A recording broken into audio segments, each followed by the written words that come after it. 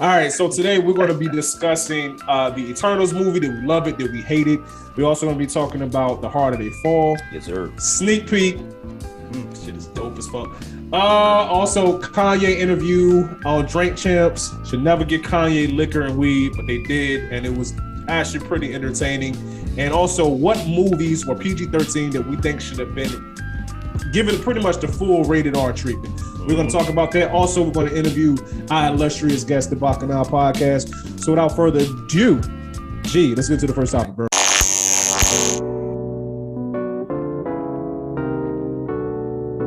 I'm on the come up, jump up, I pick my gun up. Joe Jackson with trap. All right, so today was, the beginning of the Eternals weekend. So everybody that's here, has everybody seen the movie so far? I have. Yes. All right, but have I seen it sober? Oh, okay. See, there we go. That's how we do it, right? So, before we get into the nitty gritty of the movie, what we like, didn't like, etc., I just want to fill the room. So, was the movie good? Was it bad? Was it mid? What y'all say? Mid. It was fine. It was serviceable. Mid-grade weed, serviceable. It's something that I would say people should experience in theaters. Yeah. After you see it in theaters, I don't know if I'm gonna ever go back to watch it again, unless they did amazing, like, foreshadowing for what's gonna be happening in the MCU in the future. In this movie, like they did with Voltron, but time will tell. But it's fine. It was serviceable. All right, fellas, what is this podcast rated before I let loose? Yeah, I was just holding my breath. Let's go ahead, man. Go in. Man, NC-17, bro.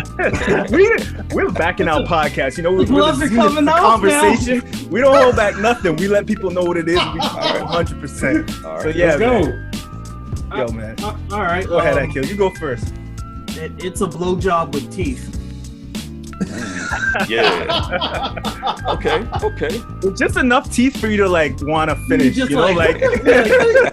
It's not like I'm still getting a blowjob, but it's like, it's got teeth and braces. Hitting a little, So the job gets done. But But he didn't say hit. Nah.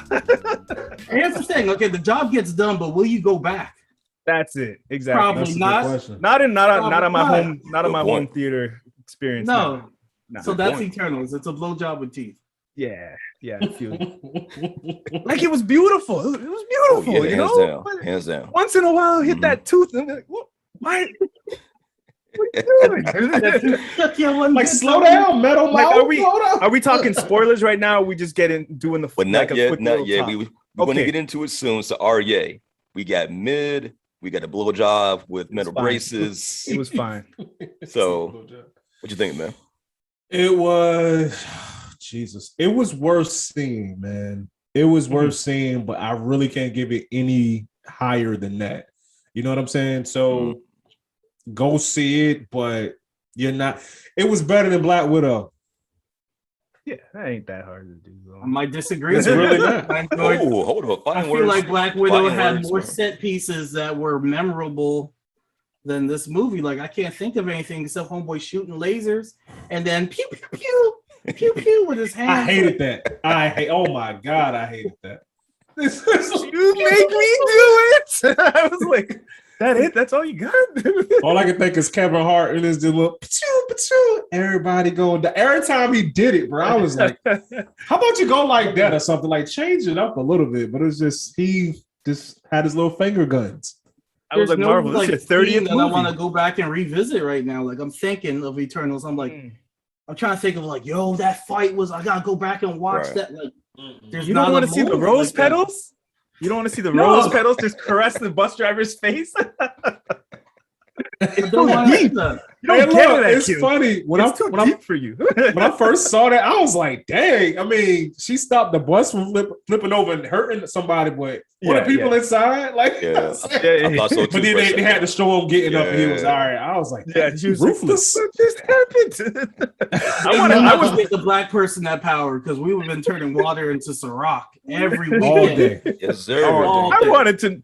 This movie was so like mid that I wanted to know the bus driver story. I was like, where's he going? Right. Is he gonna is he the next Zemo? Is he gonna create a plot to take these guys out or ruin his life? How's he gonna explain a missing bus? What's he gonna do? So, but we got what we got. I want everybody's take on this. They kept camping on the whole, they love humanity. They're doing this for humanity. I felt like the deviants were coming for their ass, and now they trying to cover themselves. They're like, oh shit, we got to get out of retirement and start working. It wasn't really that they were doing it for humanity. They were doing it to cover their own ass. That's how I felt watching the movie. They kept trying to push this love of humanity thing, but I never got that aspect. I just felt like bullshit to me. They ain't love humanity when man's was getting hit in the back with whips and shit. Exactly. It was a whole genocide. And they were like, no, we don't interfere. But at the same time, you love humanity. You're supposed to be protecting you. You can protect humanity from everybody except for themselves. Dancing in a club is still interfering, sewing with people and telling stories and busting fireworks in the air. You know what I'm saying? It's like having some kids, right? And you protecting them from people that's trying to hurt your kids, but your kids going at each other with knives, all right. Yeah. You know what I'm saying? It's nothing I can do. I got a question. They never addressed this either. What's that? Thena is cousins with Thanos. You see your cousin on TV wilding out, snapping out half of the universe. You're not getting involved at all? It's about the mission. It's all about the mission. Everything was about. Jack ain't getting involved at all. She just living out in North Dakota or where the hell she at, chilling. Chilling. Ridiculous. So, question, y'all. So, do we accept the whole notion that I can't say the name right, the Celestials are pretty much God? They created everything. They created Earth, the people. You gotta. For real, they're not God in this the comic book universe, but they're high in the ranking of the size of people, but they're low. They're a low G, not a that's it. Yeah, they're a low G. Yeah, so gotcha. But I see why they went this route, because the route that they took in the comics was way too deep for us to take it in 2 hours, and the route that they took in the 2006, the one that I read some of until I got bored, was more interesting at first, but still that was a bit too complicated. But that was dope, where their memory was lost, and one guy came to one guy and told me, "Oh, you've been around for thousands of years. I know you're a doctor right now and you're tired, but he gave him the whole situation. And then he was like, "Man, get the hell out of here!" That would have been a dope movie concept, but if they went with that one, but they switched it up and they took their own route, and I think it'll make sense later on in the Marvel universe because more able to comprehend, What you're saying, Casey, is that you like the Neil Gaiman, I think it was his run that did that one in 2006. Had the amnesia. Yeah, I like that. Yeah, I thought would have been better. Go that route. Yeah, that would have definitely been better. I think you got this. Go ahead, Jay. No, I think they're going to do that concept in the next one because pretty much the ones that are on Earth are now lost their memories now. So now they have amnesia. And I think that Icarus is still alive somehow, some way. He's going to come back to Earth and try to reunite their memories for whatever reason. So that's my take on that. Anytime you got a character like Icarus, man, you don't leave his death ambiguous. You know what I'm saying? If he's going to die, it's going to be. Yeah, I'm like, I'm just going. Because I'm trying not to say nothing. Full board, bro. Yo, we got to touch on this, bro. The sex scene. That was listen, when I tell you my sons are 13 and 12, right? Mm-hmm. And their humor is so close to mine, it's ridiculous, right? That tells you my maturity level. Yeah. But anyway, so we're in there and I'm like, okay, so it's about to happen because they kissed or something. And then the very next scene, they're on top of each other and they're like, "Oh, I love you. Oh, I love you too. I love you." You scared me like this. My 13-year-old loses it and just busts out laughing, and I bust out laughing too. All three of us just laughed because it didn't seem natural at all. It was just yo, if this is gonna be our first sex scene in the MCU, let's make sure we inject all of this love and everything into it. It only lasted 30 or 45 seconds. You don't gotta be I love you. I think they said I love you about 4 times, man. if you're gonna do it, just do it. You know what I'm saying? It felt forced. What y'all think? You know what felt forced? That gay kiss had me laughing. Oh yes, the Middle Eastern dude, he leans in for the kiss, and then Paperboy's kind of like it's like he got scared. The last minute, he was like, "Oh yeah, no. I was about to say, Paperboy was like, "This is an artistic like, hurry up and do it." messaging." It looked like one of those Bugs Bunny kiss, man. It was like Bugs Bunny kissing one of his villains. That tape, fam. I wouldn't consider myself a gay love scene expert, but that didn't seem like two gay dudes that just was like, you know. It didn't seem just, loving or natural. It was two actors really like, are you sure? Are you sure? Are you sure? Are you sure? I commit to it. You know what I'm saying? That's what it felt like to me, man. Back to the sex scene. All right. What we're watching was not human beings being human and acting. We're watching Eternals having the human experience and being intimate. So I think this movie, while it was dull, it was it's Marvel's first attempt at this mature artistic film, like plethora, like space in the movie world. So what we were witnessing was them being not people, but Eternals being intimate. And they're not exactly sure of how to route that. But us, we naturally fuck, have sex, and be intimate with the person we love. So they finally were doing human things and had the full human experience, and that took them out of their realm of soldiers of command and actually like, holy shit, the human experience is something special. You know what I mean? So that's finally going to get some of that eternal vagina, and I'm ready for it. I was like, I didn't even know they could do that because they can't procreate. They can't. They can't reproduce. So like them doing that in that scene, to me, when I saw that, I was like, oh shit, they're like doing the full human experience, even though they know they're gonna die. They know they can't die. They think they can't die. You know what I mean? So they're still going through these steps. And then when Selma Hayek's character dies, it's like, oh shit, they can die. So it added a whole more weight to it. And then it was even worse that they could lose their memories. So then it was even more scary for them. Like, yo, this is a real situation we got right here. But y'all like the fact the intimacy was important for the art. You know what I mean? So I thought it was kind of dope that in this iteration of the Eternals, they're more like highly advanced synthetic robots. Yeah, compared to like actual comics. I was like, oh shit, that's kind of that's different. I like that about them. In the comics, I think they're genetically they took the first human and they genetically messed with it. Yeah, they altered them. Yeah, and they made the what's the D word for the other side? The deviants. Deviants. They had the humans, and then they had the Eternals. But in this, it seems like they made the Eternals, and then they made these beasts that are just running wild. Because I was so disappointed with what they did with the Deviants, man. I was like, they looked cool, but they weren't like the Deviants I imagined it being, So, yo, shout out to Rob from Comics Explained, because if it won't for him, I've literally never read an Eternals comic book. I've never had a desire to. If it won't for Rob, I wouldn't know who an Eternal was, and nothing like that. Yeah, maybe like 5 years ago, I didn't know who the hell they were until I saw the thing Eternals on the Marvel list. I'm like, let me check out the comic books. And then I checked the comics out. And I went back after and watched some YouTube, and I was like, oh, okay, I see why they're an important tool in this. And I think I see a bigger picture to what's going to happen in the MCU with them. Let me interject real quick, Casey. So, like my thing, I'm thinking of the Eternals as like organic machinery. They're machines they're androids. Essentially. So you have Festos, who's building, he's doing all this different technology. How come he didn't make any advancements to the Eternals? I saw in the beginning he tried to work with Thena's brain, but they were able to combine all their brains together in the future. Why won't he revisit that project? He just been chilling, living the life with his IKEA furniture. Like what did he do during slavery? They didn't show anything during slavery. They made sure to avoid that.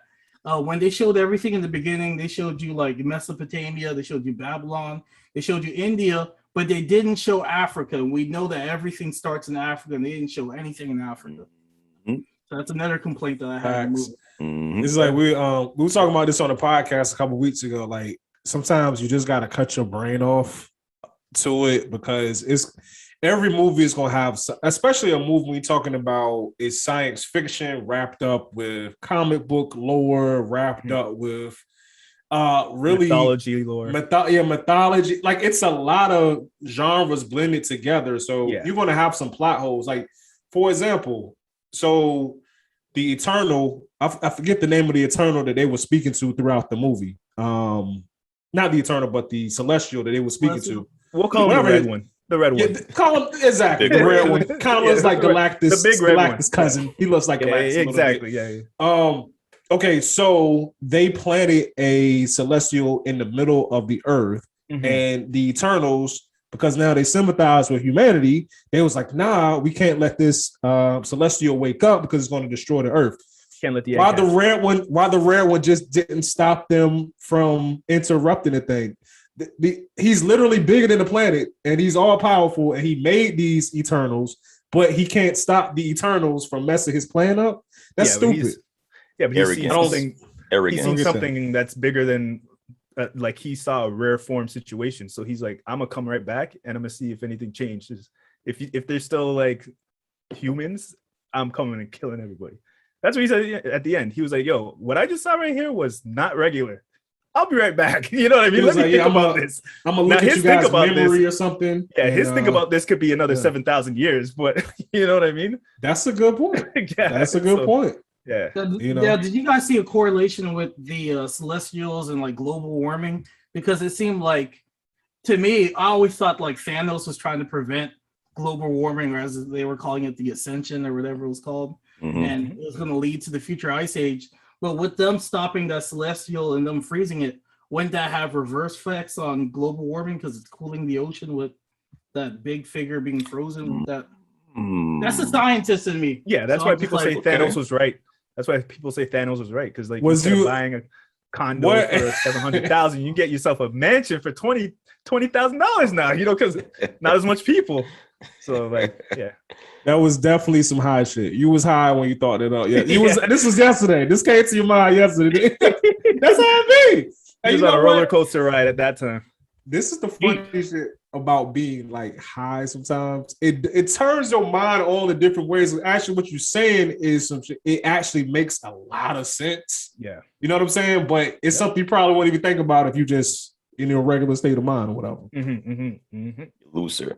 Question do we be knowing? Do we like the effect of the big red one, and do we think Galactus will be just as big? Do you think that's going to come into the MCU in the next 3 to 4 years? Now that we got these big red guys coming up, I think this is like the getting the everyday person's mind wrapped around the Marvel's crown jewel character, in my opinion, the Silver Surfer. Because if they did Galactus like right now, so much people wouldn't appreciate the mass and the size of the character, and they wouldn't understand how the hell Silver Surfer's flying around. It wouldn't be as good. So if they could bring the artistic value film with Silver Surfer's heartbreaking story, that'll be a masterpiece in the making. But I think they do this out there so that you can get Thanos's little brother out there. Right. You can get the troll guy, Pip, who these guys all interact with Silver Surfer. So it's going to be big. I think it's going to be huge when Silver Surfer comes and we see Galactus, who's like the Omega to the Sentinel guys, the red guy. He's a creator, right? Galactus is the eater. He's a destroyer. Like he goes around and he's destroying he's eating these planets that are birthing these people, right? These things. So we're seeing the introduction to that whole thing to be able to comprehend it on the big screen. So it's going to be, I think it's going to be dope. Like that.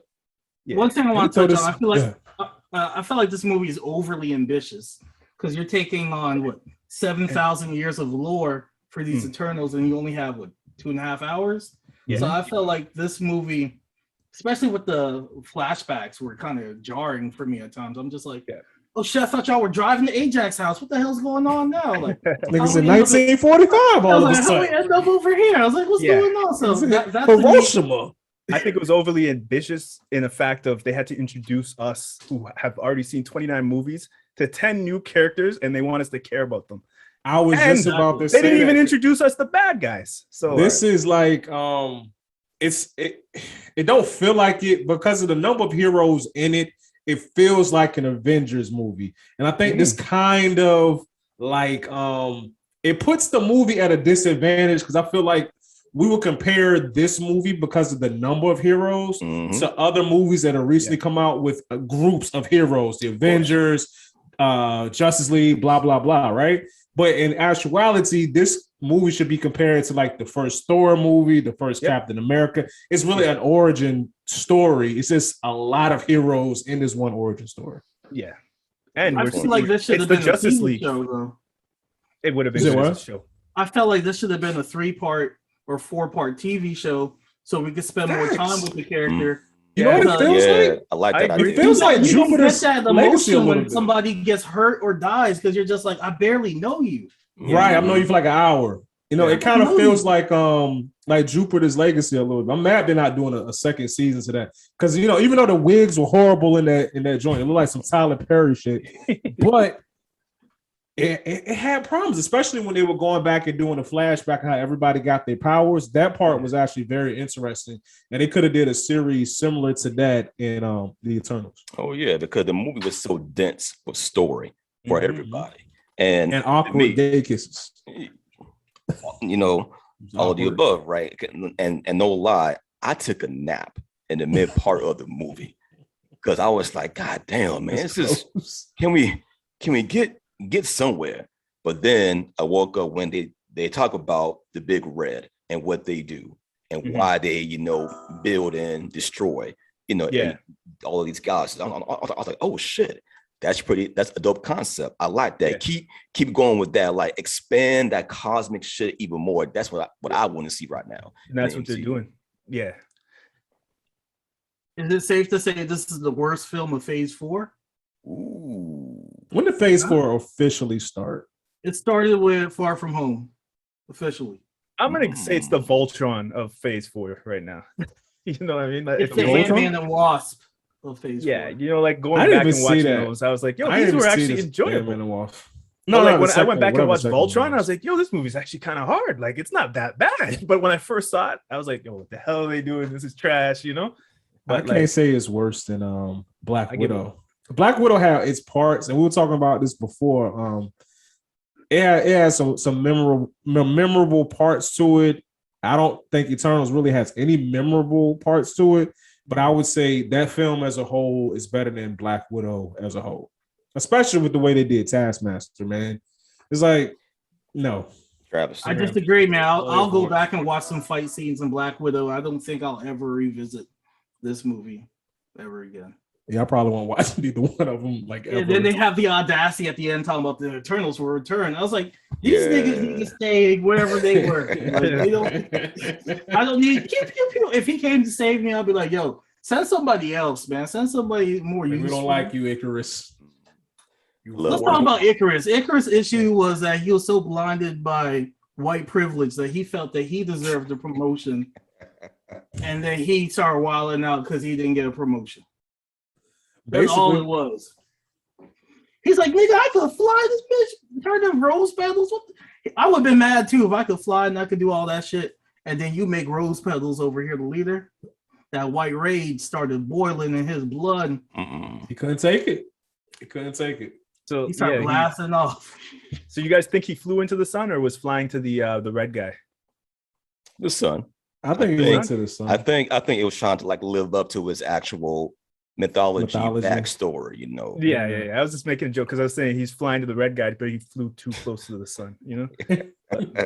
Because that part was as deep as this movie was, but they were trying to be deeper. You know what I mean? Like they're trying to. With that part, it was like, oh my god, he flew into the sun. So deep, just like going on the mythology. Yeah. I'm like, wasn't that deep? You know, like he heard that story and he just ended up doing it. Maybe he has a sense of humor. I don't know.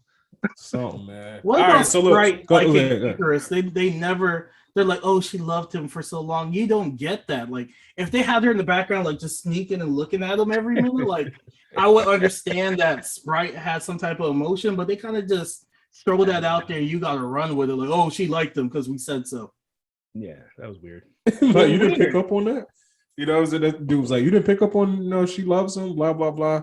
And it was kind of weird having a little. Is she she's a little girl though, for real. She's a real 14-year-old girl. Okay, I figured as much. It's kind of weird to have her. It's not weird for her to fall in love with Icarus. It's just weird. I feel like the story could have done without that. I don't know if that's maybe they're just trying to be true to the comic book or whatever. Good. Oh, never mind. Look, all right, don't listen everybody. to me. We're back. What's up? What's up? Geek Salad Podcast, along with the Bacchanal Podcast. We here, baby. Talking about Eternals, man. Eternals. So look, check it. Overall, I want to get you guys' opinion on it. Overall, what is the movie? Out of 100, what are you guys giving the movie? Oh shit, man. 100's too much. Let's do it out of 10. I'm gonna give it a 6. 6 out of 10? Okay. Yeah. I give it a low 7. You be too nice, man. You a nice Low 7. Nice I'm guy. saying you said 6. It's kind of. It was an epic though. It was epic. It felt big. It felt big. It was dull. That's but it what felt she big. said. Big and dull, man. But they put a lot of thought into it. I could see that. They did. Yeah. And I appreciate the actors. They did their job. They performed. You know what I mean? What was Soundtrack. Stills making during slavery? Nooses? What was he making? I don't know, man, but he won't help no black people, bro. He was not helping out black people. He could have been Catcher Freeman. You remember Catcher Freeman on Boondocks? He could have been that dude. He had powers and he did nothing to help black people. He could have been shooting people with some gauntlets or something, man. Who you telling, man? Could have snuck some technology over, you know, like here's some advanced technology. Use this. Yeah, like use this. Like give like Harriet Tubman some like new weaponry or something. Like here's this or something. Bro. It's all good. We built on our own. That's how in the Marvel universe we built on our own. We had Benin still. We had in Africa. You know what I mean? We had our cultures, our kings still, all on our own. We didn't need no help. So he saw all this lynch and he's like, "Oh, no deviants around." Well, there's no deviants. I'm hands off. I can't do nothing. But he crying during did he cry during slavery the same way he cried during Hiroshima, right? Oh no, man. I did this. It's my fault. Yo, shout out to that brother, man. I can't think of his name. Y'all know his name? Brian Michael Tyree or something like that. Okay. He's a very good actor, man, but I feel like in this role, I feel like he was Paperboy playing an Eternal. Like I don't feel like he was like really 100%. I feel like he was just being more himself, which ain't bad. You know what I'm saying? It's just Paperboy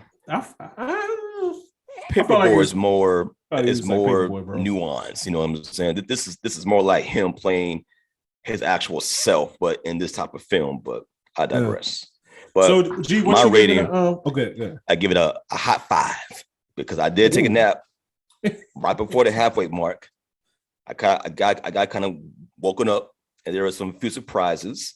And then, you know, of course, the end of the movie with the 2 end credits. You know, it's kind of nice to see some different characters that may pop up in the universe, and then from here, where is it going to go? So, everybody has seen the end credits. Who do we think is at the very last one with Kit Harington about to touch the black sword, the cursed sword, whatever? Who's that voice in the background, y'all? We all know. We all know it's Blade. But they did it so whack. Yeah, they did a bad job with it. I can't front though. I wouldn't have known that if I didn't watch Comics Explained like an hour ago. I wouldn't have known it. A dude from IGN who left, he made like his own site. He interviewed the director, and that's how we got the confirmation. But we should not need all those loops to get. We should see dude sitting there with his feet up, the sword chilling out. You know what I mean? Like, you sure you want to do that, bro? And then it just cuts. Exactly. Not no damn interview. Get the answer, then we know. No, come on, man. If they did that would have shut down the weekend altogether. Oh, man. Listen, my rating, I'm giving it a 6.5. 6.5. So almost a 7, 6.5. Yeah, low 7. I give it a low I would say it's worth going to see. Go see it if you're a fan of comic book movies. But if they had showed Blade or Mahershala as Blade at the end, I'd gave it a 7.5. Like this. Based off that one scene. He called in. Yes. He called in. I would have been like, he was like, I'm on vacation. I can't do this right now. I'm on the other side of the world. I'll call it in. You sure you want to do that? How'd I sound? You sound okay? Yeah, you're good. That's it. That would have bumped it up right there, bro. Mm-hmm. Yeah. But let's be honest. If it weren't for Blade, man, there would be no MCU. Exactly. Shout out to Wesley Snipes, man. Yeah. Shout out to Wesley. Yeah. All right, yeah. So What'd you think of the other after credit? What'd you think of that? Well, from Eros, Star Fox, and Pip. That was for the teenage girls in the theater with me. They said, "Oh my god, it's Harry Styles." You know what I would have liked? My dad's like, "Who's this white man?" I was like, "Who does Cracker say? Who's this? It's Cracker. But nah, you know what I would have liked? I would, just as a comic book head, I would have liked if Eros, his powers of like persuasion, if it had worked a little bit on the two Eternals. Like if he had started talking and this for a split second, they was just like, oh, you know what I'm saying? Just like real quick and then snap back to it. I think that would have been cool. But other than that, it was all right. My question is, how does this character exist in the Me Too era? Because he's facts. He's a sexual predator. He's gonna be completely changed up, bro. The guy's a predator. So how are we gonna change him? 100%. I have no idea. Pheromones getting women all moist, like that's not. I mean, he's like, slamming them without their, He kind of is. The pheromones are making them say yes. Okay, look, let's put this question out there. Yes? Yeah. Let's put this question out there. If your natural, this is hilarious. If your natural power is you just emit pheromones out that makes women want you sexually, right? So, like, is that wrong to take advantage of that? Because it's not like they're not consenting when the deed happens. They want it at the time. So that was like a tricky situation, man. Very tricky. Think piece right here, man. Hey, people buy cologne. You know what I'm saying? Listen, they're not buying cologne just because they like the smell. They're not lining up their face because they like the light up. Look, ironically, I got that same one. Versace Eros. Yeah, I got that. I got Eros. That too. Bro, the women love that. Yeah. They love it. So, I don't know. Yeah. It's kind of rapey, but it's kind of... It is. It is. Maybe in like 20 years we'll get canceled for wearing cologne. The tide will rise on us. Hey, look, the tide is coming for all of us. Coming. What if the Geek Salad brand and like the Bacchanal brand just like blew up like 5 years from there? Like we crazy, and if somebody pulls up this old ass clip, goes back. We get canceled. What up, Future? You killed it, dog. I knew Akil was with the shits. I knew it. Do it, man. That red hat was a red flag. Those bastards. They come from my ass. Get him. You guys want to transition into the Harder They Fall review? Yes, sir. So I'm with that, bro. Everybody good? Any final thoughts on the Eternals? Yeah, I just think with the Eternals, it's they're soldiers and they're told to do something. We're watching their PTSD and flashbacks, and one soldier does not want to turn the way that he was taught, and it was cool. It was cool. Yeah, he was blinded by white privilege and white rage, and he's like, "I deserve this promotion. How you gonna give it to flower petals over here?" And that's pretty much we saw the back of Hollywood. This is what's happening right now in Hollywood on the big screen. Basically, that's what this movie was. It's a snoozer. It kind of wakes you up. Long as hell, so be ready for it. Maybe I'm enlightened because all the things that were supposed to be shocking didn't even shock me. Seeing the people kiss didn't shock me. Seeing the intimacy scene, I was like, "Oh, that's dope." Like it didn't shock me. I wasn't like, "Oh my god, what are they gonna do?" Yeah. Cut the movie. Like, nah, I was good. Yeah. All right, yes, those are our final thoughts for Eternals by Marvel. So now let's get into a movie that came out. What was it, on Thursday? Maybe Wednesday night. Wednesday came out. Wednesday. So The Harder They Fall, Black Western, kind of Quentin Tarantino-esque. Yeah. But overall, before I say anything about it, how did everybody enjoy, if you did, The Harder They Fall? Really, Casey? What we doing? I'm not even mad at you, bro. Let that man live, bro. This is black cowboy excellence, man. That was hold on, baby. We need some applause for that, man. Because this is it was funny because watching the movie, first of all, Regina King is nothing that she can't do. Like she is amazing as an actor, as a director, everything, right? So just the fact that she was in the movie would have been enough for me to watch it but in and of itself, right? But it's like then you got Idris Elba, you got Lakeith Stanfield. It's so many of it's so much of us in it, and it's such a story that is rarely told. Like I had no idea that like the original cowboys were black. I always knew they were black cowboys. You know, my mom taught me that from a young age. But number one, the original cowboys were black. And then number two, there were so many of them. I didn't know that. Something like 1/3 of all cowboys were black. That I did not know. And it might have been more than that, man. So I mean, the movie itself was great. And the ending, we're gonna stay spoiler free for the first part of it. And then like as we go on, we'll include some spoilers in there, but I loved it. What did you guys think? I'll start first. Yeah, go ahead. Casting wise, I thought they did a great job. Seeing people like Damon Wayans Jr., who you usually see in these like corny comedic roles, playing like this grimy ass like snitch. Like I thought he did great. I thought comedian Dion Cole did very well. Oh yeah. Here, Idris Elba is always going to bring his A game. Regina King's always going to bring her A game. I did have some issues with Lakeith Stanfield at times. I felt like he was just still Lakeith Stanfield, but with a cowboy hat this time. It didn't seem like a different character. Jonathan Majors is great. There is some controversy with Zazie Beetz as Stagecoach Mary because the original, the actual person, she's a 6-foot, dark-skinned, big, juicy black woman, and then you have this biracial actress playing herself. What would we be talking about this character at all? This real life cowboy, this real life hero of the area at all? If this character wasn't in the movie, you know what I mean? Yeah, they had the movie Posse. I knew about Posse before this. All we had was Posse and Django, really. So this kind of emphasized on that whole era, but they could have did a more historically accurate depiction of Stagecoach Mary. Hollywood just likes using biracial women because it's more visually pleasing to them, unfortunately. So they could have got the actress from Orange is the New Black. I forgot her name. Danielle. Something. I know what you're talking about. Someone the full figure sister. Yeah, that would be perfect. Looks wise, yeah. She's actually pretty. The real Stagecoach Mary was.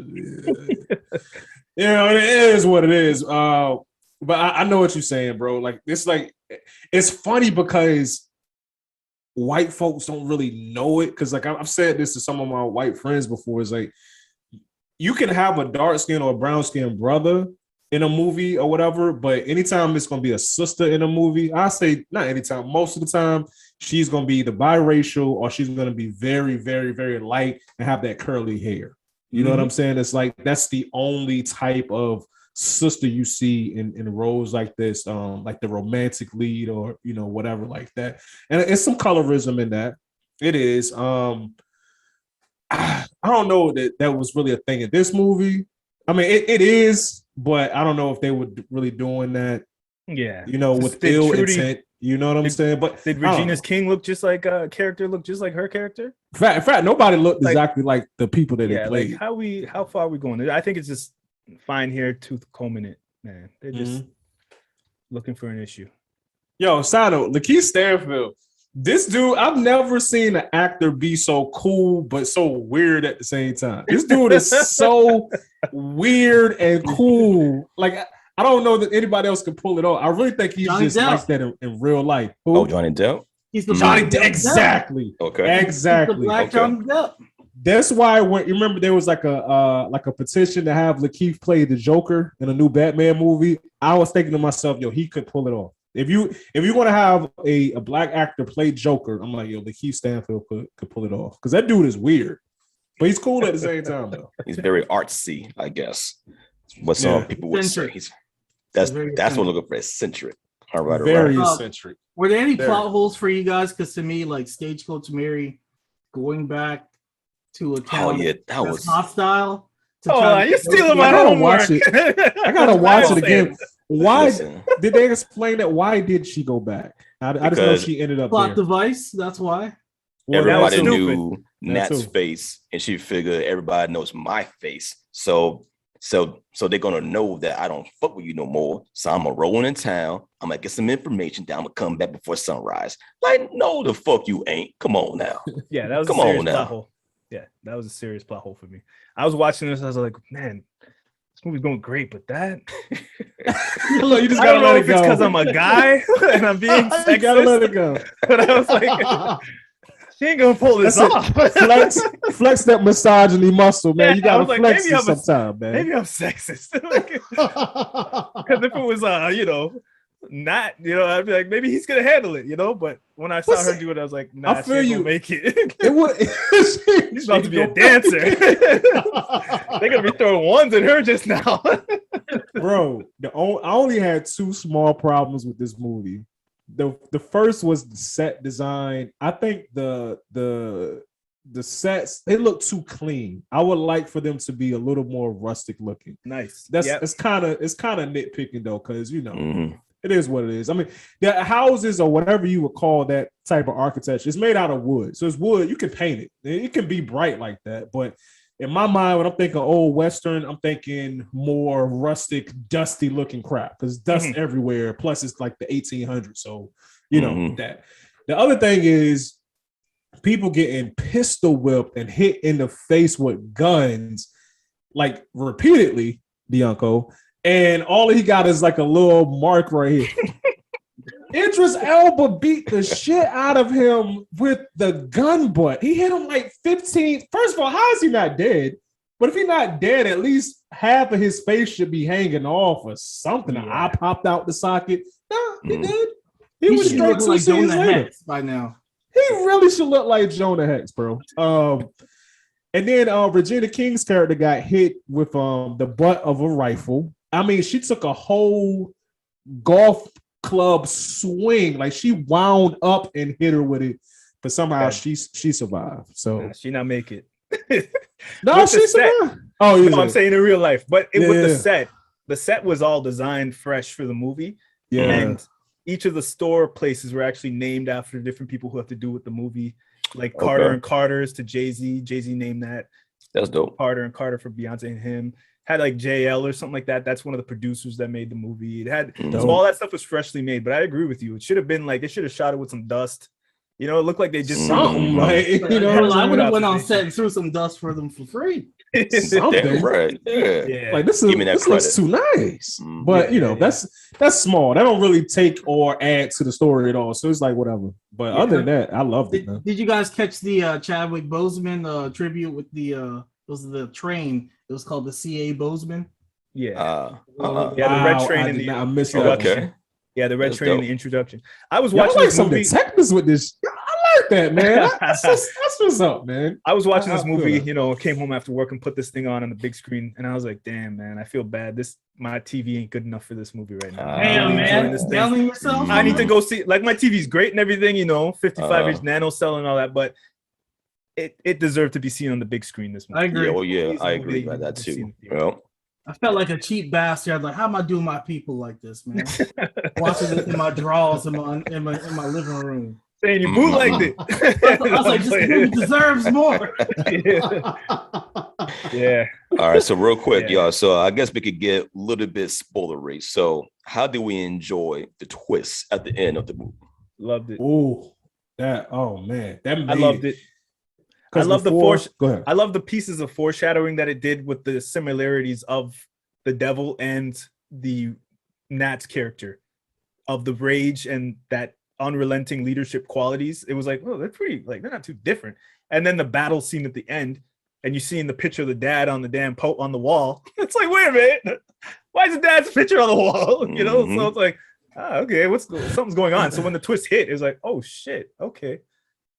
And it's hurtful because like, dude from The Wire's character is building this place for natives and blacks to be able to survive and be successful and prosper in a land of wildness and white people trying to take this and take that.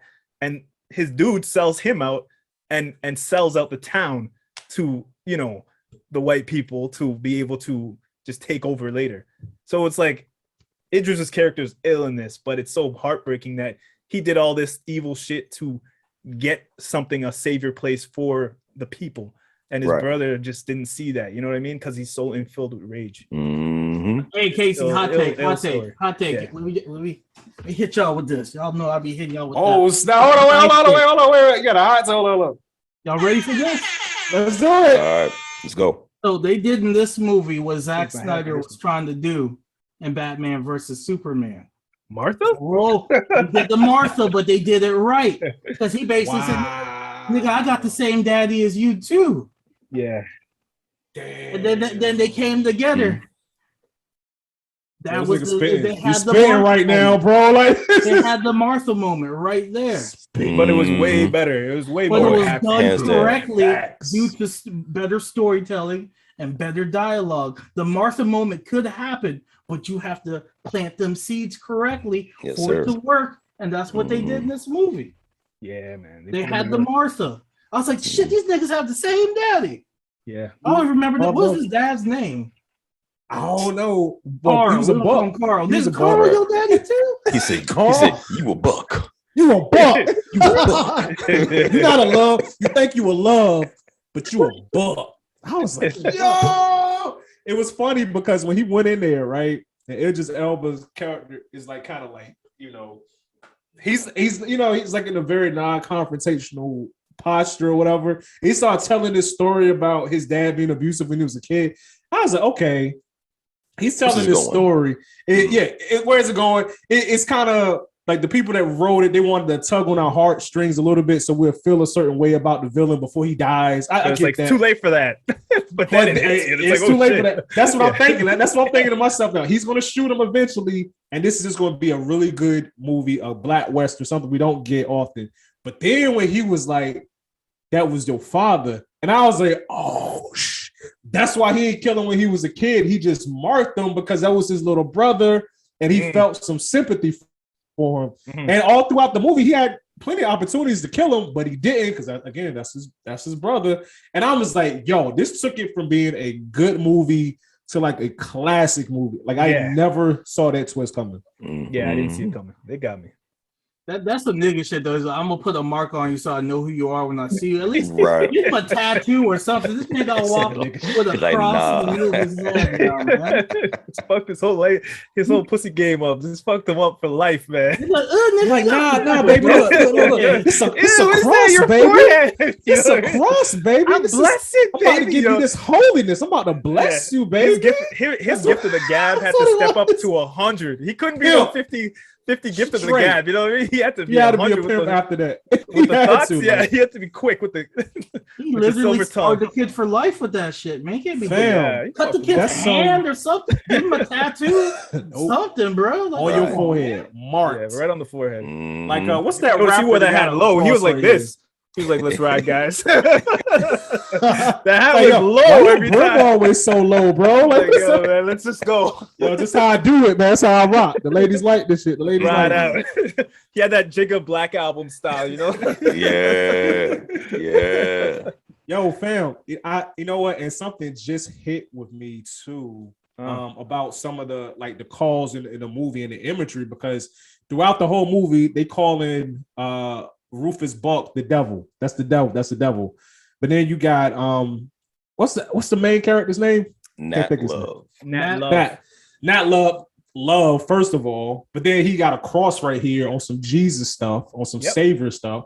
And then their father went from Buck to Love. So you got like all of this imagery. It's almost biblical on how they get it. And the fact that he had a cross right there, like that just hit me that, you know, they were really trying to hammer home that point that Love is the good guy, but then you got Buck who's a bad guy, but really Love is a buck.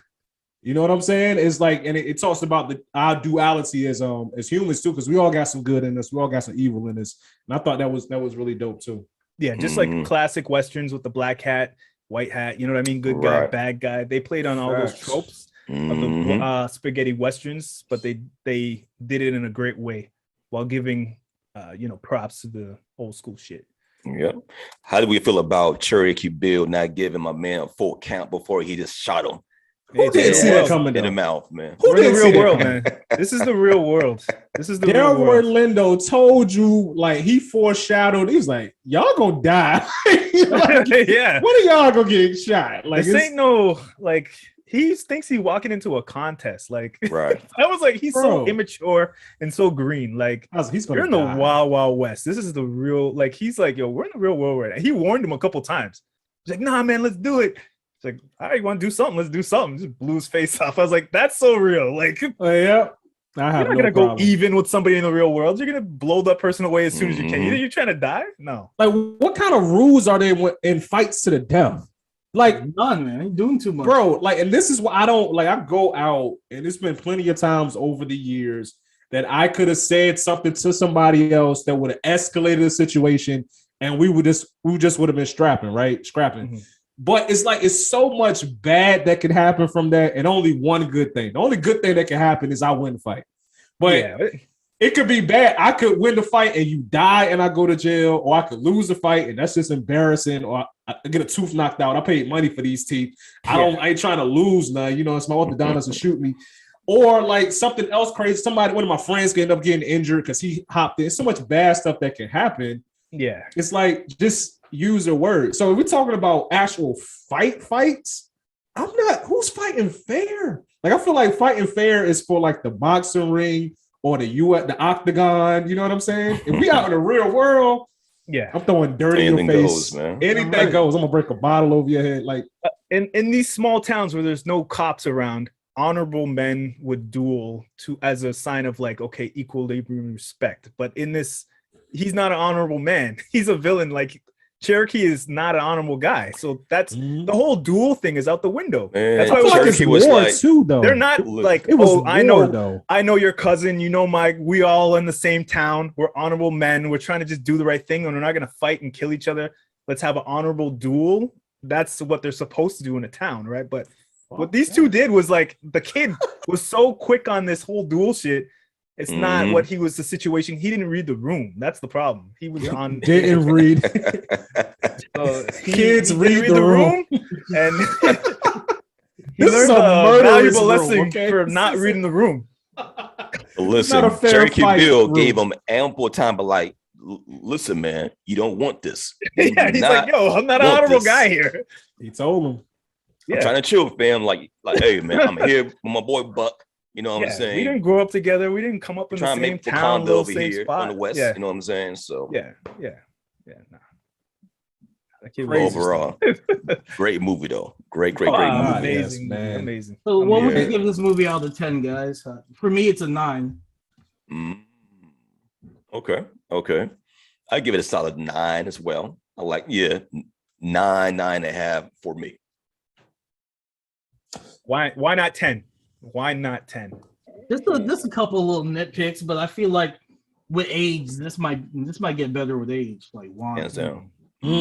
Good point. Classic black movies or movies that have potential to be classic tend to do that in our community. Like, you think of something like Harlem Nights. You know what I'm saying? Yeah. Coming to America. Like, it was funny when it first came out, but like now they're just like, they're not even hits no more. They're classics. I think this could do that. I'm gonna give it a 9 too. You know what would take it to a 10 for me if a couple of those plot points that we talked about earlier didn't happen. Like, why does she go back? Like, we know it's a plot device, like you were saying. It's like, just find a different way to bring them all together. You know what I'm saying? Like, also when the guy got shot, what's the guy we was talking about who got shot in a duel? Not his name, but RJ. Jim? No, that's the guy's real name. Jim Blackwood. I have the cast here. That's Jim Blackwood. Yeah. If it wasn't so obvious, if they didn't foreshadow it so much that he was going to get shot, like, we all saw that coming. You know what I'm saying? He was too cocky from the beginning. You know, something like that. But and I'm nitpicking. Definitely a 9 out of 10. Yeah, I agree with you guys. I give it a 9 out of 10. I didn't like the exposition that they had to give at the beginning of the scene to make a cool scene with the whole train track, the train expedition of Idris's character. Like, when they rolled up and they're like, well, it turns out we have this thing because you massacred this people. You know, it's like, wait a minute. That's why you guys can do this? Like, wait.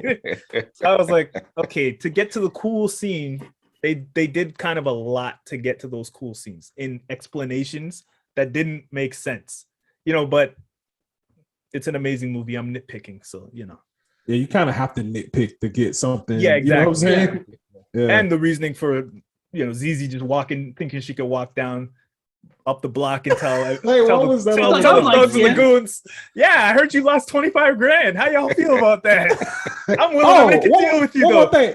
Oh, word! How you know we lost 25 grand? Man, shoot this. Bitch. You know what I mean? Somebody hit her with a rifle, but I'm lucky they did that. She was in the belly of the beast. You crazy telling you? Oh, I heard you lost 25 grand. From when I heard that, I was like, yo, if they don't blow her head off, she's blowing everybody in that place. Like, you know what I mean? Like hilarious. Yo, I could have sworn she was gonna die about like 2 or 3 times in a movie, man. I'm like, she gotta die at this point. She gotta die at this point, man. Yeah, I thought she was gonna die too. She even killed Trudy. I missed one thing. Stupid. I'm gonna have to go back and watch it again just because it's a great movie. But why did they blow the money up? I missed that part. Spectacle. Because they're better than that, man. There was no reason they did it. I thought it was some kind of like strategic thing. Telling you, to get to the cool shots. It was like they just blew it up. Yeah, that's a lot of money still. Like what? You and the all-white town, the money. The all-white town looked cool and everything, but like, why was it all-white town? You think it was what are they going for with that? Like, really? It was all white people in an all-white building, and that kind of rubbed me the wrong way. I'm like, what's really going on here? Like, they that clean back then? Like the sand was even white? Like, they really ain't giving no explanation. Like, nah, man, we're white. And they're like, here's the money. This is nothing to us. You could take it. It was like, what? That's a lot of. It had those things in it, but movie was great. Overall good. Really good one. Classic fantastic movie. Yeah, classic. No complaints. It was cool. It was cool. Fellas, it was mad cool. You guys want to switch gears and jump into something else? Yeah, we could go into the last topic of today, y'all. So, of course, we know that Dwayne "The Rock" Johnson is going to be Black Adam, and he quotes that his Black Adam movie is going to have the highest kill count of any superhero movie. So, I wanted to broaden up the scope of what PG-13 movie should have been rated R. I got a small list, but if y'all have any inserts, let me know. Mm-hmm. So we got Taken, we got Batman: The Dark Knight, Indiana Jones: Temple of Doom. That's the one I was gonna say. Okay, Mr. and Mrs. Smith, World War Z, all of the new James Bond flicks, all of the Bourne series, The Ring, Drag Me to Hell, and pretty much 2012 or any like disaster movie. What do y'all think? I was thinking from like a superhero scope, like what superhero movie should be rated R, and I'm thinking like anything Wolverine related besides X-Men should be rated R. Punisher rated R. Even Blade being PG-13 got me going like, ooh. Yeah, I don't know how they're gonna make that happen, man. I don't know, bro. Well, you could do it because you can still kill a lot of people in PG-13. You just can't be gory. So I would imagine just when they're killing the vampires, they just more easily turn into dust as opposed to guts spilling out. They got ways can't say fuck. Shit. But like you got, you can say it once. I think you allowed one with rated R or with PG-13. PG-13 you can say it one time. Oh yeah, PG-13 can run. PG-13 was created because Indiana Jones, the movie, they didn't know how to rate it because it was so edgy at that time. It still is. I watched that during the beginning of COVID, with the third eye open. And I was like, yo. They couldn't do a lot of that stuff. They're doing a lot right now. Like, I was like, I don't think he's going to make it. Like, I know they would have been calling him a misogynist and he was sexist. Because really, the female lead in the character, she was just completely useless. She would do was get into trouble. Yeah, she's just a useless screamer. That's it. And it was pretty racist too. They're just going in India and they're eating the most weirdest looking food. Like that's what they do. Like really, but anyways, PG-13 was created because of that movie. And when I went back and watched that movie, I seen how far they can take PG-13. So I was like, okay, I don't feel too bad about PG-13 anymore as an adult. But you know what I mean? Like they pushed the boundaries on what PG-13 was back then, anyways. From what we see in other movies. So I'm not too mad at it. I know they got to make money, so Of The course, teenagers yeah. spend the most frivolously with their money, so Mhm. it's a smart strategy. Infinity by War should have been Hollywood. rated R. Like I want like them dusting should have been more graphic. Like make them kids cry for real, for real. Yeah, you don't want that therapy bill, bro. I know you. Yeah.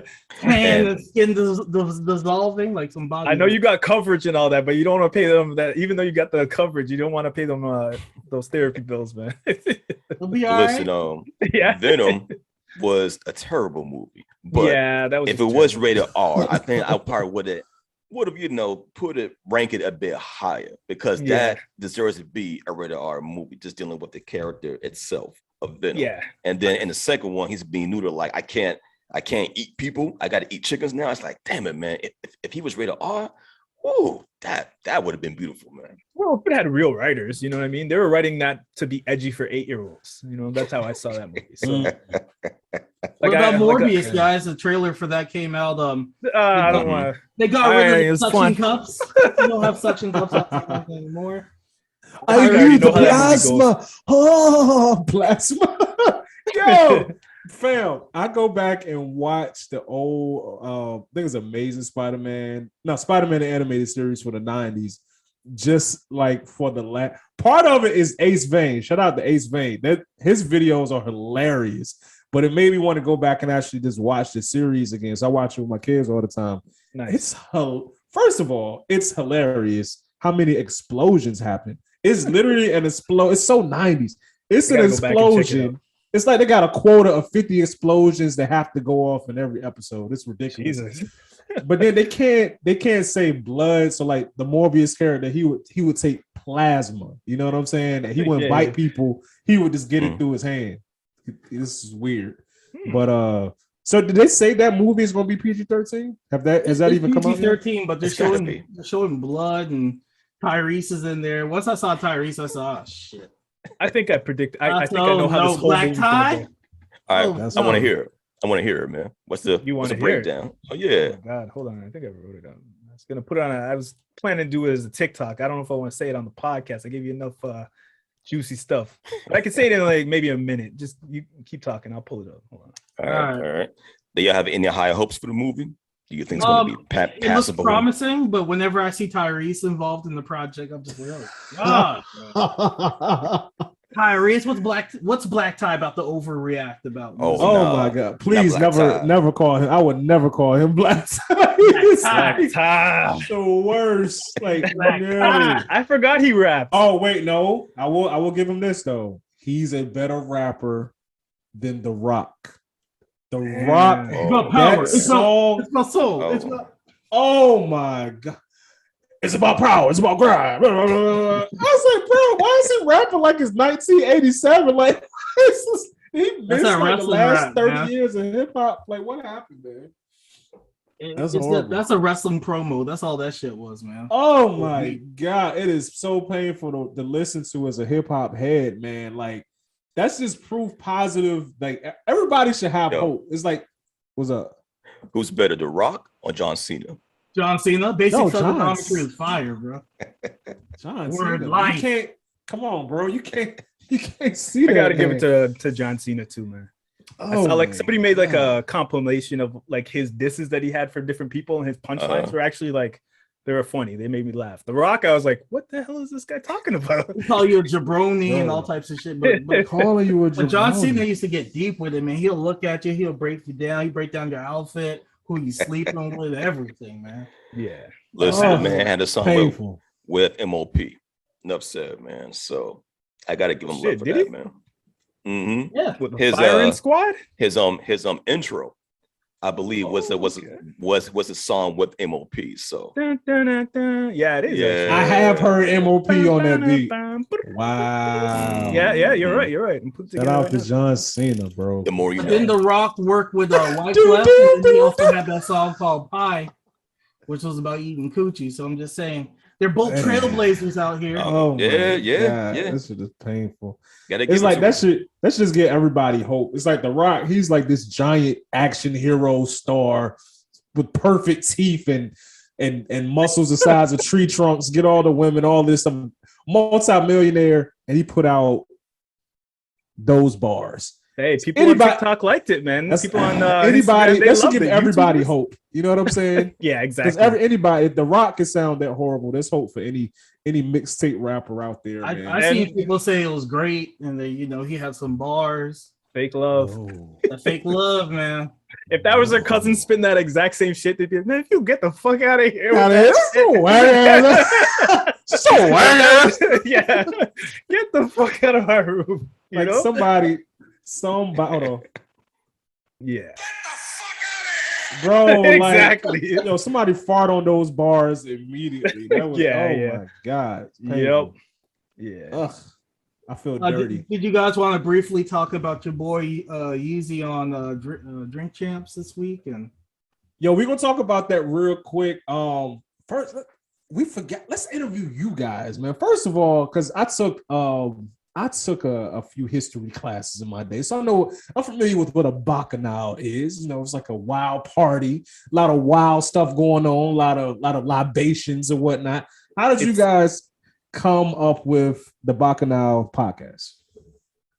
It's the zenith of the situation and the conversation. So that's what we strive to be. The highest point of the conversation, of when everybody's laughing, when everybody's having a good time. How you feel, Akil? What you want to add in? Ditto. I'm not even going to add to that because I was just like, yeah, good job. I feel like I'm in a group project right now, not doing shit. Yeah, good job. Class. No, I did all the work. So we're There's always Trinidadian that one Canadians. person that they did We're all the work. Trinidadian Canadians, born in Canada, grew up in America. Akil, I grew up here in Toronto.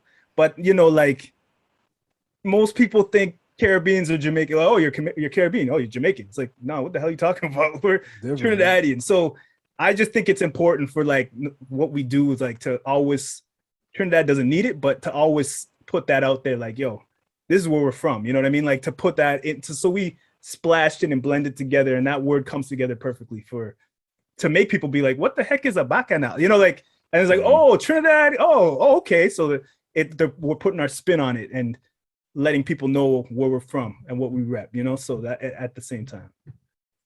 That's what's up. How long? Go I ahead, mean, speaking Akil, I don't know. No, you're good, man. I'm just okay, cool. I'm like, you're saying some good shit. Okay, I was like scared of text like, yo, what are you doing, bro? I was like, yeah, good.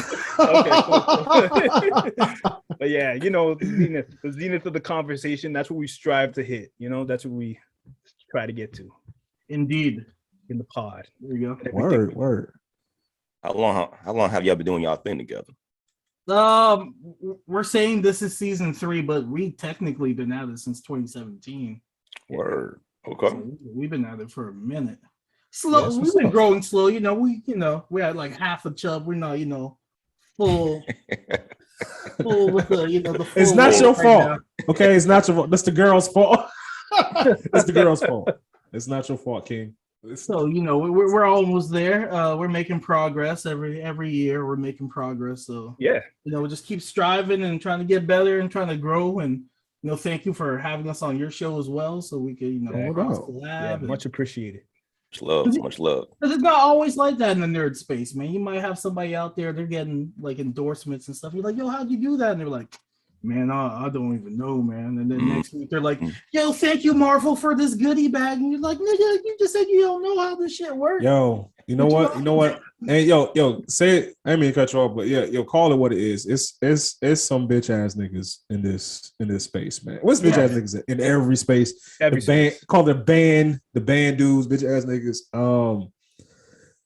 But my whole thing is, like if you got a play that's going to help somebody out in a similar space as you, why not give them that game? You know what I'm saying? Because real talk, we can all eat. And think about it like this too. Most of the people that get information and get the knowledge don't do nothing with it anyway. Exactly. So why not just put that goodwill out there, into the stratosphere?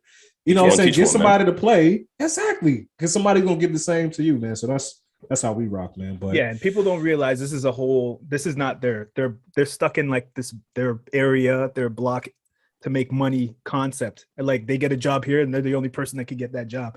But this is the whole world. The internet is the whole world. So the opportunities are vast for everybody to make it. And this is like what we talk about is not as big as what everybody thinks. You know what I mean? Like talking about comics, movies, and video games is not everybody talks about it. A lot of people Facts. listen to it in the world. You know what I mean? So there's space for a lot of people. There's space for all of us. You know what I mean? So people are too limited minded, in my opinion. It's that gatekeeping. They're just like, I don't know about them back in like I ain't gonna put them on blast. I ain't gonna put them on blast, but I had a group I talked to, and they're like, yeah, you can send me your stuff, we'll repost it, no problem. And then one day they just blocked me because it's so easier to just block somebody than it is to have like an actual real. Oh, that's foul. That's foul, man. That's crazy. Damn. Because they felt they're like, oh, Akil's spamming me, instead of them just reaching out and be like, hey man, I can't repost these. It's it's easier to just block the person and forget about it.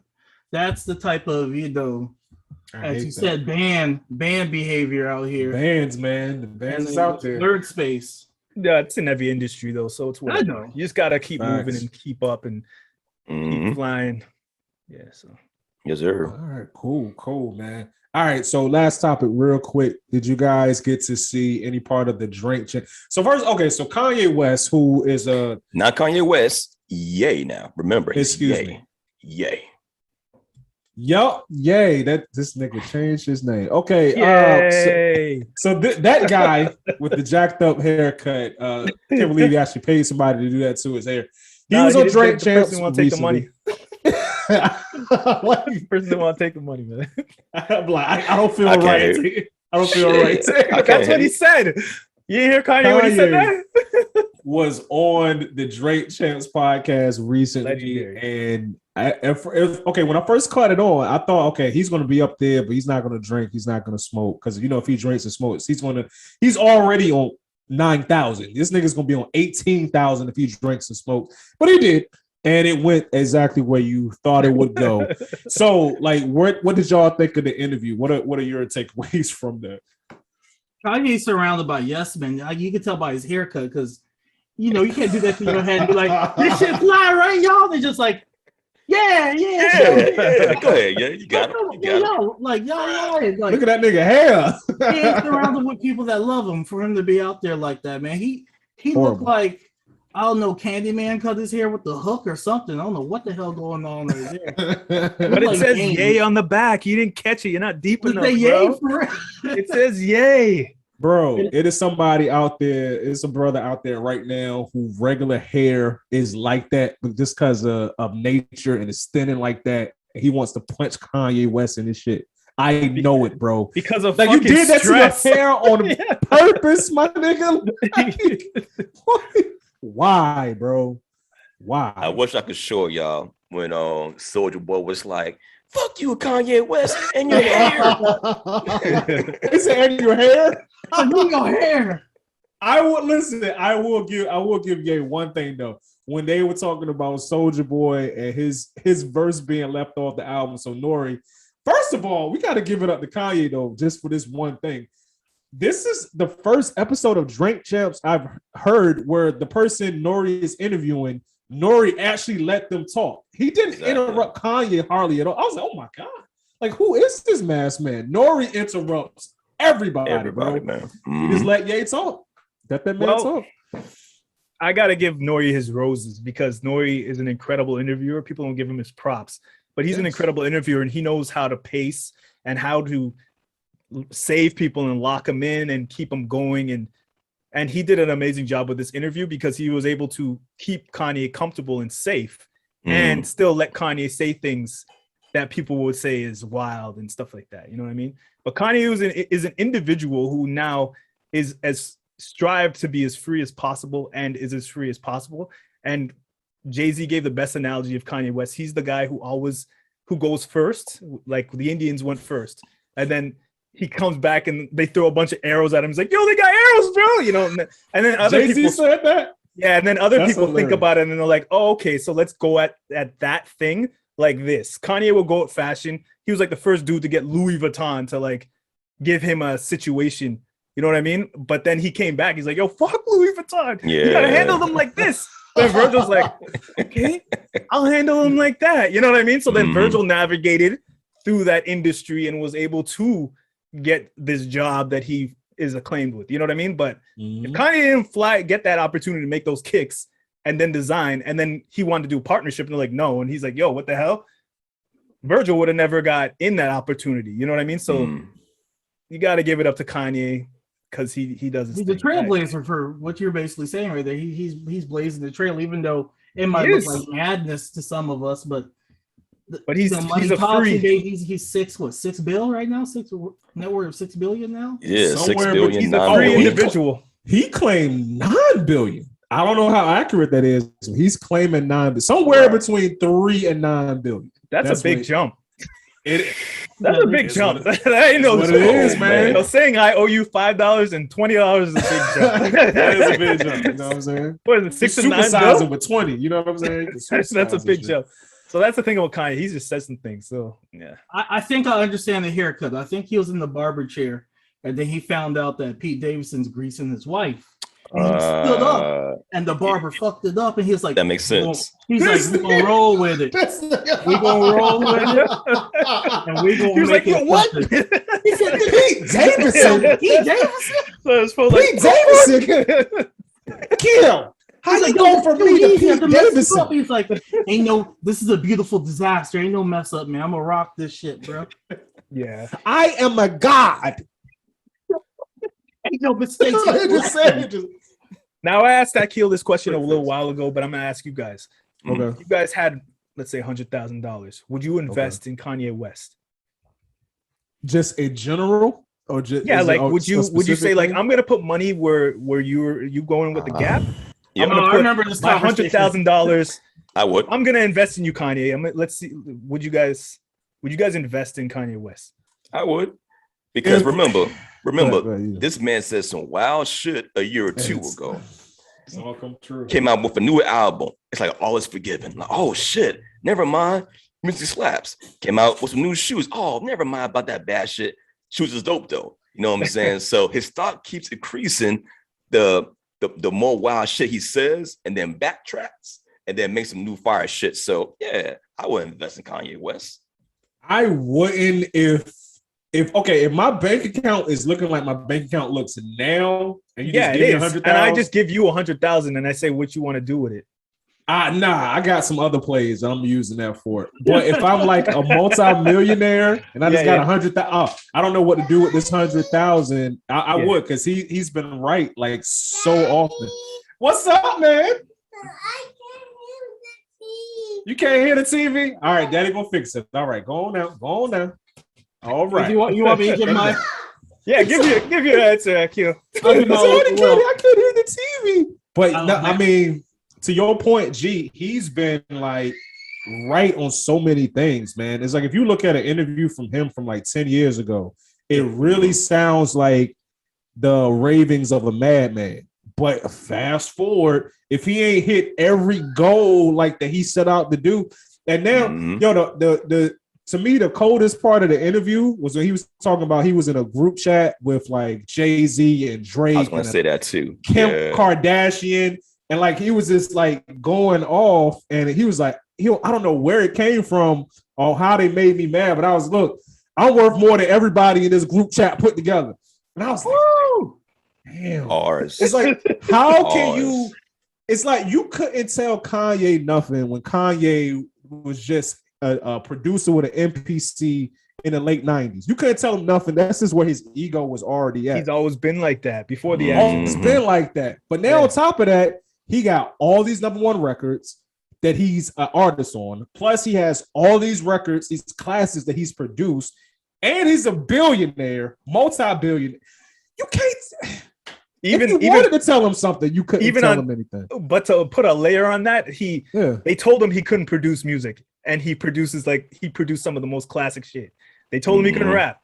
He rapped some of the illest shit that people ever heard. They told him he couldn't make clothes. He made some of the most influential clothing that anybody's ever seen. They told him he couldn't do this, and he's been pulling it off. So it's like his ego just exploded. Oh yeah, to the roof, man. Hot take. This Biden and Harris presidency is paving the way for Yeezy. Because they're gonna look right now. They're gonna be like, this nigga didn't do anything, and Kanye gonna come and say, look, I'm gonna give y'all this. If Kanye does a campaign and just delivers on one one thing that he promises, he's going to look better than what they're currently doing. If Kanye can show how he can make the coal mines a business again, Right. Kanye he can put on. He's going to be running as a Republican. He might show how he could show a plan of how he could make the coal mines money, like so that it can make money again, or say, yo, Tesla is coming to Middle America. Any factory Tesla wants to build, they got to come to Middle America. And people will go crazy. People like Kanye, he's already talking to Tesla. So if he gets those jobs in Middle America, Kanye is going to be president. He's like equal parts genius. I'm in Canada. I'm in T.O. watching from the outside. It can happen, man. You know what the craziest thing about him is because like I'm a Kanye fan just because I'm such a fan of music. You know what I'm saying? I'm also big into business. You know what I'm saying? I'm an entrepreneur, but everybody knows he says some bonehead stuff sometimes. But it's like if he didn't say these outlandish things, he wouldn't have the level that he has. So it's like this cycle of him saying crazy stuff, but then also doing cutting edge stuff and doing genius stuff, and it just keeps rolling to the point now he's worth somewhere between $3 and $9 billion. So it's like, because it was funny, he was talking about Kweli. It's like Kweli, don't you ever put Common in the same category as Kweli? Why is he so mad at Kweli for? But Kweli was talking some stuff about him. He wasn't wrong though. Common is a better. He wasn't. Yeah, I think Common is. But Big Sean, why do you do Big Sean like that, man? Like Big Sean's like, yo, I just talked to this nigga. That was foul, man. That was. I don't know though. You know what? I don't know. Let me go first. I'm gonna let you go though. Look, Kanye, I'm gonna let you finish. This is my thing, man. If me and you are boys for real, and I run for president, and you and me probably both know there's no chance I'm going to win the president because I'm not running as a Democrat or a Republican. It's a two-party thing, whatever. If you tell me straight up, I don't got your vote, I'm looking at you sideways, especially if you're somebody who I've done business with and we made millions of dollars together. I feel away. And this is the reason I feel away. Your vote as one individual, as my friend, is not going to sway the election one way or the other. So how about you just have my back and you vote for me? You got a campaign for me, but let me know I got your vote.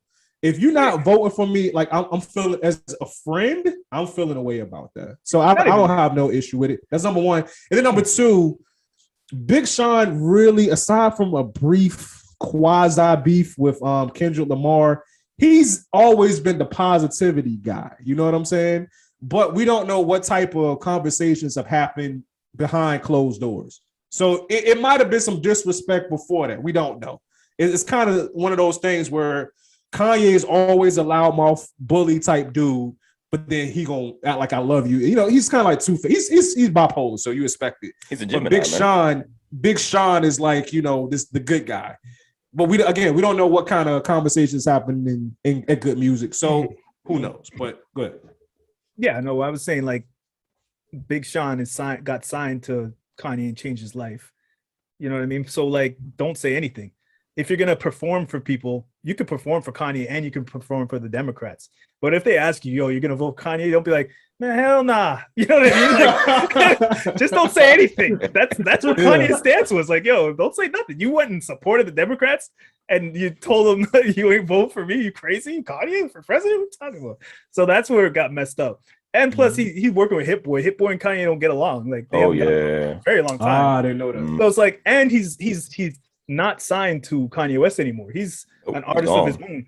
Kanye was saying, yo, this guy was killing me. Like, that's why he's holding the thing. Because he's like, in my opinion, he was always trying to like tell the kid where to go and how to do his route. He's like, nah, I'm going to call the song ass. He's like, are you crazy? You're going to call the song ass? People are going to be calling you ass off the street all day, every day. You don't want that to be your lead single. You know what I mean? So he's like, he gave me so many headaches. That's what Kanye was trying to say, I think.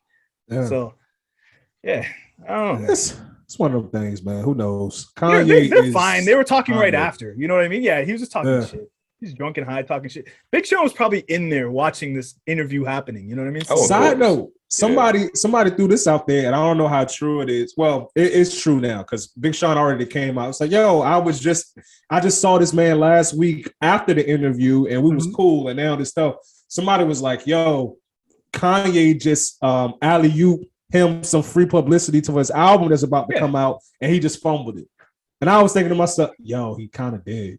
He could have played that beef up a little bit for nothing else for the album that's about to come out. No. He's fine. He just dropped the EP with 5 tracks last week, and he was at the. It shows him there, like with Nori in pictures. They're Kanye, Nori. They're all there chilling, like after the interview. So he was like, "Yo, I was just with you after the interview." He wrote that on Twitter. So it just helps. He helped Big Sean really. It seems disrespectful, but I think he was just being honest. He was like, "Yo, this kid was making it hard for me. I signed him, but he would never listen to me." That's what he was basically saying. Oh, his mama. Yeah. And then he went against me with the Democrats. I'm trying to do my thing, and he's like, he's making me look dumb, even though I'm making myself look dumb. He's making him look dumb too. You know what I mean? Weird. So, yeah. John Legend caught a couple strays too. Yeah. I mean, Kanye said a whole lot of shit, and everybody is just gobbling every single clip, every single sound bite. So this is going to be like dissected for like weeks to come. You know what I'm saying? So Kanye is doing this thing. Him being Kanye on that haircut right now. This whole time, looking at it like at least the lineup is sharp. The lineup is sharp at least. I like what Kanye was saying about vibrations and the 808s and how he changed his style from 808s and stuff like that because he feels that the 808s are more darker and he's trying to be more positive person. So because you got to remember these guys are like listen to these things all day, every day as their job. We turn it on. We're like, oh, it sounds good. We go back to our life. They're like, what's the next thing? You know what I mean? Like obsessing over these sounds. So yeah, I like that part of the interview. There's a lot I liked out of this, but it's Kanye West. So, can't take it too serious. It's entertainment. Of course. Facts. Any final thoughts, y'all? Kanye's a crazy person, man, but there's some genius in that madness. A lot of genius, a lot of craziness, and a lot of it's wild, man. Like, dude, is the stuff he be talking about, bro. It's crazy. It's always entertaining with Kanye. So that is what it is. Yo, plug y'all shit. What y'all got going on? Tell the people where they can follow y'all at. Fire off. I can do that. We've been on hiatus. You actually got us out of retirement because we were on not retired, but we were on little. We know what that's about. That was us. Off.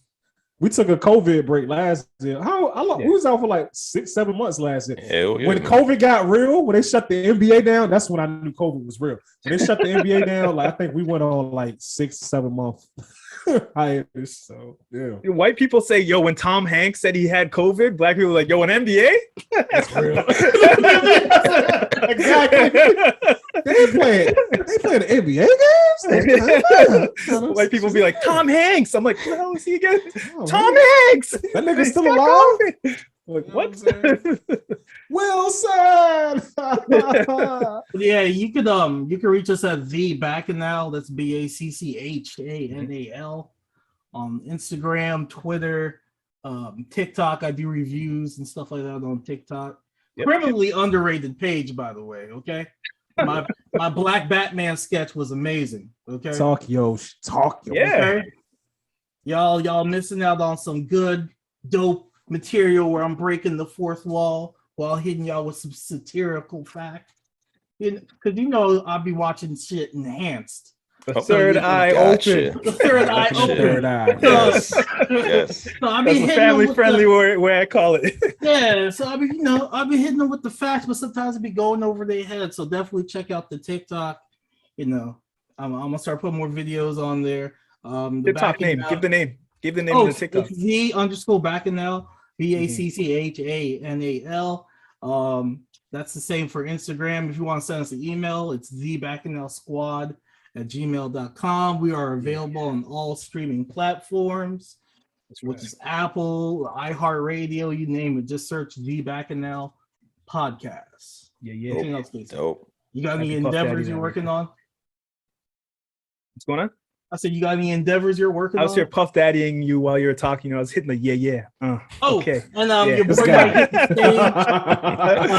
stage. I might be doing some stand-up soon, so I'll let y'all know about that. Oh, that's what's up. I'm actually taking a stand-up class. Okay. I got a little 5-minute set next week for our graduation. We got to go to like an actual comedy club. Oh, that's do dope. a little 5 minutes. So yeah.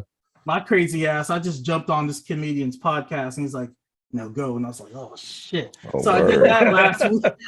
So I was on the Fred Talk last week. Y'all check that episode out, the Akil episode. I'm telling some stories. We're talking comic books, doing some jokes, some skits. So nice. Check it out. I've been busy. Casey, what you been up to? I ain't been doing nothing, man. Just sitting around twiddling my thumbs, you know. I've been living. Now I'm coming for TikTok. I got a couple write-ups, like I said, with the whole prediction thing with Morbius. And I'm gonna do some live gaming, live streaming. You know what I mean? So got that coming too. Okay. Yeah. And listen, man, we'll be there for the support. Anytime y'all need us to help spread the word, man, hit us up. You know what I'm saying? No band behavior over here, man. If I'm ever coming off as a band, I need y'all to pull me to the side and be like, yo, Kill, you doing some band ass behavior out here. You need to calm it down. So yes, I want people to keep me in check, and I don't ever want to be doing some band behavior out here, man. No bands allowed, man. No bands allowed. Well, thank y'all for being on the show, man. Yo, we definitely will have to collab on some more stuff. Definitely. You can follow us, myself at Arya the King, and also G the Bearded One at Geek Salad Now on Instagram, also on Facebook at Geek Salad Brand, or facebook.com/Geek Salad Brand. That's our address on Facebook. Also, myself, the Bearded One, and a few of our blurty friends have started Delta King's Fitness. And what Delta King Fitness is, it's people in this space, in this nerdy, geeky, blurty space, who've decided like, yo, we're going to actually just get in the best shape of our lives. Nice. So look, we got a Facebook group now. We got an Instagram page at Delta King's Fitness. So y'all check that out. Join the group. We got tips. We got nutritionists. We got fitness experts to help y'all, get that 6-pack going. You know what I'm saying? It's cold now, but summer be here before you know it. So get that 6-pack back. Yeah. That 6-pack, gotta get it, man. Get it. I've been doing the insanity workouts with Sean T. And they got those are crazy. There's a guy in there named Akil, so he'll be yelling, and I feel like he breaking the fourth wall. Yelling at Akil! Hush it! What are you doing? I'm like, nigga, how you I'm trying, nigga. God, the little mummy joints, the little mums. I'm doing my mummy. Bro, you have to be, if you're gonna do like they actually go through a whole workout and not have to take no rest. Like, you have to be in great shape to do it. Like, it's insane. I was about to say it's insane. It's what they call it, insanity. It's ridiculous, man. But you can't help but get in good shape doing that shit, for real. Yeah, you take your rest, and then as you keep going, the rest breaks get smaller and smaller and smaller, and then you'll be able to make the end. Yes, sir. You don't start off like that, though. Don't be fooled by these Instagram guys doing like deadlifts with 345s on each side and all this that shit. That should be looking crazy too, man. Yeah, it ain't even it. That's just foolishness. Crazy stuff, man. But keep up with that, man. Keep up with that insanity. Want to thank everybody for rocking with us. This has been episode 51 of the Geek Salad Podcast with the homies, the Bacchanal Podcast. Man, because my buttons ain't working. DJ Clue. All right, so next time, good people. Peace, y'all. Thank y'all.